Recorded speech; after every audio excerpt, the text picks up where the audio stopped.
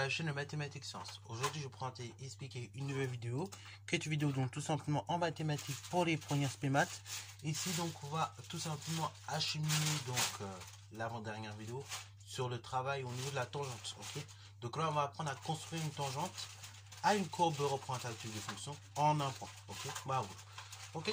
Donc pour ce faire, vous pouvez mettre la vidéo en pause, réaliser cet exercice qui est très court. Hein. Et puis ensuite, on va tout simplement corriger ensemble. Sur ce, donc, correction. Alors, du coup, correction de cet exercice. Alors, exercice personnellement que je trouve très intéressant et que l'on peut en fait traiter dans deux cadres différents. Soit, donc, vous êtes dans le cas de figure où vous avez abordé la partie sur les fonctions dérivées.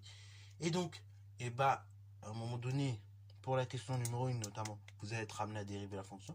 Ou soit, vous n'avez pas encore fait les fonctions dérivées, ce qui est un peu notre cas ici dans cette vidéo actuellement. Et donc, on va faire l'exercice sans la notion de fonction dérivée. On réabordera la même vidéo. Du coup, on refera une vidéo semblable ou un peu différente. Mais en tout cas, dans le même délire, on construira des tangentes, mais avec la notion de fonction dérivée. Ok. Donc, voilà. Donc, c'est pour ça que je vous en dirai pas plus au niveau de la fonction dérivée, parce qu'on va le faire très bientôt. Justement, ça va venir plus vite que vous ne le pensez. Alors du coup, ici on a une fonction g définie sur R par l'expression suivante. Je vais la recopier, hein. Donc c'est g de x égale 0,5x carré, donc moins 1. Ok. Et il s'agit question numéro 1 de déterminer g de 2, g' de 2. Ensuite de déduire l'équation réduite de la tangente à la courbe au point G, à la courbe de g donc au point d'abscisse 2. Et enfin de construire dans un repère justement cette tangente. Ok. Ainsi que la courbe représentative à de la fonction g. Ok. Donc du coup pour la question 3, si vous voulez la faire avec la calculatrice, tant mieux, ça peut y avoir effet. Sinon au pire vous pouvez faire la main, il n'y a pas de souci, c'est ce qu'on fera ici dans cette vidéo. Alors du coup g de 2, donc dans un premier temps c'est l'image de 2 par la fonction f, par la fonction g. J'ai l'habitude de f pour ça jf, mais c'est par la fonction g. Donc on remplace à chaque fois x par 2, hein, donc ça fait 0,5 fois 2 au carré moins 1. Donc g de 2 égale donc 0,5 fois 4 moins 1. 0,5 fois 4, 2 moins 1, ça fait tout simplement 1. Donc g de 2 égale 1. Maintenant, du coup, il nous faut déterminer g' de 2. Et c'est là où les choses se corsent. Et c'est là où il ne faut pas tout mélanger en même temps. C'est là où il faut avoir un esprit un peu ouvert sur ce genre de questions. C'est pour ça que je vous dis, il y aura deux types d'élèves. Soit vous avez abordé la partie fonction dérivée et du coup ça va aller assez vite. Ou soit vous n'avez pas encore abordé la partie fonction dérivée et là on va prendre un peu plus de temps. Donc là on a g de 2, donc l'image de 2 par la fonction f. Donc là nous, vu qu'on n'a pas fait la fonction dérivée, il faut g' de 2. Donc g' de 2 c'est là, ce sera dans ce cas-là la limite du taux de variation. Donc entre 2 et 2 plus h, lorsque tout simplement h tend vers 0. Ok. Donc du coup, tout simplement, je vais calculer g de 2 plus h. Donc g de 2 plus h, c'est tout simplement égal à la chose suivante. Donc du coup, c'est 0,5 fois 2 plus h tout au carré, moins 1. Donc, g de 2 plus h égale la chose suivante. Donc, c'est 0,5 multiplié par, donc 2, là pareil, on est de la forme a plus b le tout au carré. Donc, ça se développe en a carré, donc 2 carré 4, plus 2 fois ab, ok. Donc, 2 multiplié par a, multiplié par b. Donc, 2 multiplié par 2 multiplié par h. Là, je détaille tout comme ça, au moins vous êtes tranquille. Et après, plus b au carré, donc plus h au carré. Moins 1, je n'oublie pas, ça fait g de 2 plus h. Donc là, on réduit tout tranquillement, qui est égal à 0,5 fois, donc 4, plus 2 fois 2, 4, fois h, donc 4h, plus h au carré.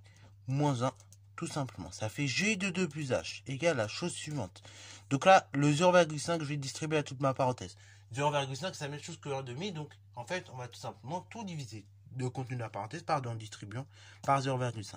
Donc 0,5 fois 4, ça fait 2, plus, donc 2 fois 2, donc 0,5 fois 4h, donc 2h, plus h au carré, donc tout simplement, on peut mettre 1 demi h carré, ok, donc moins 1, on réduit un petit peu, donc on va tout mettre bien comme il faut, donc g de 2 plus h, donc on met d'abord les termes dont la puissance est plus élevée, ok, donc 1 demi de h carré, donc on a dit plus 2h après, et après, donc 2 moins 1, ça fait tout simplement plus 1, ok, donc on arrive à ça, g de 2 plus h, g de 2, donc on calcule le taux de variation entre 2f1, donc entre tout simplement, et bah 2 et 2 plus h. Donc T de h, c'est égal à la chose suivante. Donc c'est F de 2 plus h moins F de 2, de tout sur h. T de h égale la chose suivante. Donc c'est égal F de 2 plus h. Donc je copie, ça fait donc la chose suivante. 1 demi h carré plus 2h plus 1 moins F de 2, donc moins 1. Le tout divisé par h. Plus 1 moins 1, on est content, ça s'annule. Donc ça fait T de h égale la chose suivante. Donc là j'ai tout copié tranquillement dans un premier temps. Ça fait donc 1 demi h carré moins 2h, plus 2h, pardon. Ok, on fait attention avec les signes, hein, on essaie de ne pas trop se mélanger. T de h égale. Donc là, il y a h au dénominateur. Là, je vois quoi? J'ai h carré et j'ai h. Et au dénominateur, j'ai également h. Donc qu'est-ce que je fais? Hein, j'ai l'habitude, je factorise par h. Tout simplement, ça fait h facteur de 1 demi h plus 2. Ok, vous redéveloppez, vous retrouvez exactement la même chose. Je multiplie par h, je divise par h, donc ça fait 1, ça s'annule en quelque sorte. T de h est donc égal à 1 demi h plus 2.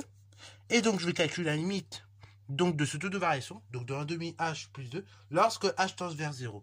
Donc là, on va le mettre à droite. Lorsque h tend vers 0, alors, donc cette expression-là, ou bien taux de h, tend vers la chose suivante. Donc ça va tendre tout simplement. Donc si h tend vers 0, 1 demi de h va tendre aussi vers 0, hein, puisque je multiplie n'importe quel nombre par 0, j'obtiens 0. Et après, il va me rester quoi? Le plus 2. Donc en fait, taux de h va tendre vers 2.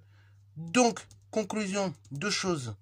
F, non, c'est G, pardon, on part de G. Donc G est dérivable. Donc, en 2. Et surtout, F' de 2, enfin F' de 1, oui, c'est ça. Donc c'est, non, F' de 2, on avait dit. Donc F' de 2, c'est tout simplement égal à la chose suivante. C'est égal donc à 2. Ok? Voilà. Donc, là, j'ai déterminé le nombre dérivé de f en 2. Donc, vous voyez ces choses-là. Donc, il faut être à l'aise. Ok? Si on n'a pas fait la partie encore dérivation, dérivée de fonction, vous verrez, quand on va faire les dérivations, c'est beaucoup plus simple. Ce sera juste des formules à prendre et puis il faudra réappliquer ça dans tous les cas. Là, bon, comme on n'a pas encore fait la dérivation, du coup, et ben, c'est pour ça qu'on passe un peu par toutes ces étapes. Ok? Donc, voilà, on a déterminé donc G de 2, G' de 2. Donc, c'est nickel. Hein. Donc, pardon, je dis F, mais c'est G à chaque fois, bien évidemment, vous avez compris. Donc là, maintenant, on va passer à la question numéro 2. Déterminer l'équation réduite à la courbe G au point d'abscisse 2. Donc, on sait que l'équation réduite de la tangente au point d'abscisse 2 est de la forme suivante. Donc, F' de 2, G' de 2, facteur de x moins 2, plus G de 2, ok? Donc, ça, c'est ce qu'on sait, ok? Donc, tout simplement, et l'équation donc de la tangente, donc tout simplement donc à CG au point d'abscisse 2. On est d'accord? Donc c'est la première des choses. Ok. Maintenant on va tout simplement remplacer par les nombres. Donc ça fait y égale g' de 2. Donc on a dit 2. Facteur de x moins 2 plus g de 2. Ok. G de 2 on a dit c'est 1. Donc je développe un petit peu. Ça fait 2 facteurs de x moins 2. Donc ça fait 2x moins 2 fois 2, 4 plus 1. Donc là on a la chose suivante. Y égale donc 2x moins 4 plus 1, donc moins 3. Donc on peut mettre t, la tangente à CG. Ok, voilà, vous. Donc la tangente t si vous voulez. Donc t, après l'équation la chose suivante. Y égale 2x moins 3. Ok, bravo. Alors regardez au niveau de la notation, parfois on peut faire des erreurs, ça arrive.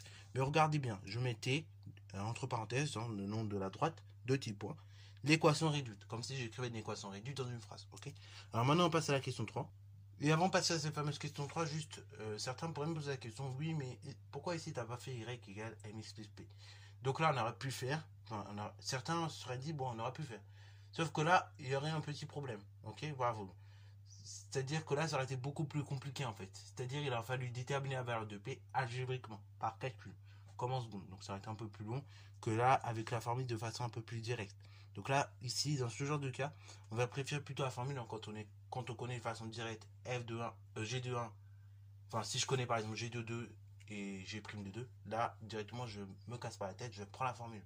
Par contre, moi, je suis sur un graphique et que, bah, tout simplement, j'ai l'occasion de connaître l'ordonneur d'origine de façon assez simple. Là, bah, dans ce cas, je fais Y égale MX plus P. Ok, bah, vous.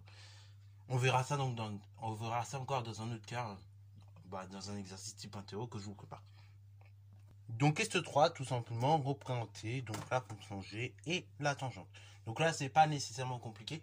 Donc, je vais représenter, et vous pourrez faire ça également de votre côté, la fonction G. Donc, prévoyez une échelle assez intéressante.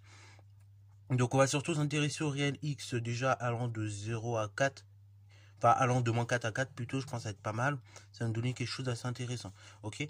Après, vous, pareil, vous pouvez donc prendre n'importe quelle échelle comme ça vous arrange. Ok, voilà vous.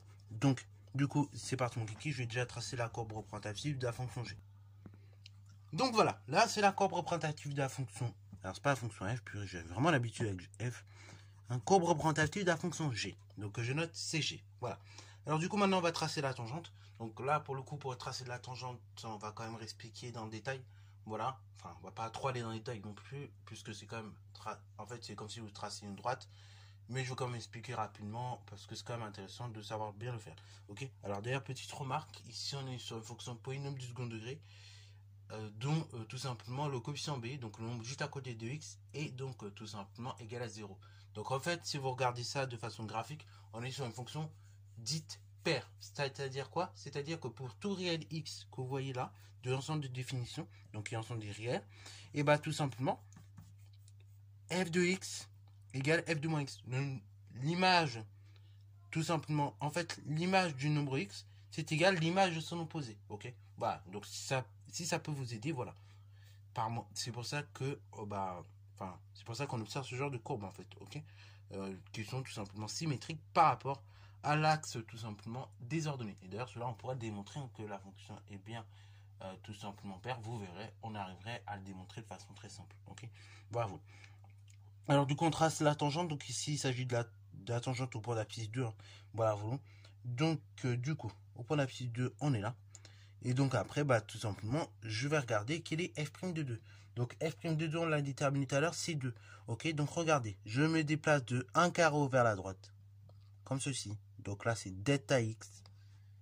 Et je vais monter de 2 carreaux vers le haut. Ok, alors là, du coup, oui, je suis pas sur une échelle dite, comment dire, je suis pas sur une échelle, je suis pas dans un repère orthonormé, ok, je suis pas sur une échelle orthonormée, ok. Donc du coup, faites bien attention au niveau des carreaux, c'est ça que je veux dire. Donc là, du coup, on sait qu'un carreau, un carreau entier, c'est donc 2 unités en ordonnée. Donc un demi-carreau, ça fait 1. Ok. Donc là, du coup, on est à 0, on est à la moitié du carreau déjà. Donc on va monter encore jusqu'à l'autre moitié du carreau. Ok. Donc jusque là. Ok. Donc là, c'est delta y. Et après, je relie mes deux points. Juste ici et ici. Et j'ai la droite. Ok. Voilà. Donc exactement comme dans la vidéo de rappel. Ok. Alors bon, vous, oui, bien évidemment, quand vous allez tracer la tangente, ça va pas passer effectivement ça va pas passer de façon parfaite à un point, mais voilà, vous voyez un petit peu l'idée de la chose, ok. Voilà, donc voilà le tracé de la tangente, que l'on peut noter d'ailleurs T si vous voulez. Voilà, donc sur ce, c'est la fin de cette vidéo, j'espère qu'elle t'a plu. Si c'est le cas, n'hésite pas à la liker, commenter et balancer toi en mathématiques et en sciences.